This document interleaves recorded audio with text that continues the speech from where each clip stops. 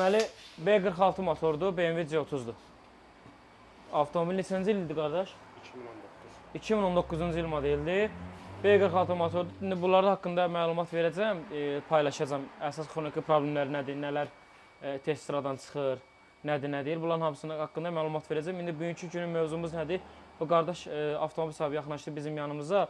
Avtomobili check-up yoxlanış elədik və avtomobildə bir neçə problemlər var idi. Deməli, avtomobil sahibi yeni alıb. Neçə ay müddət bundan öncə almışsınız? 7 ay olar. 7-8 ay bundan öncə bu avtomobili yeni alıb, sağlığına qismət.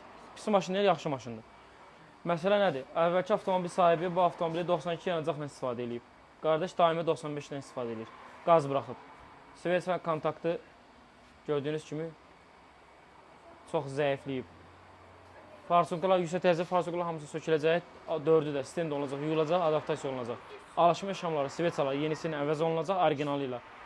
Müştərinin birbaşa iştirakı ilə bütün nə problemi varsa hamısı aradan qaldıracağıq.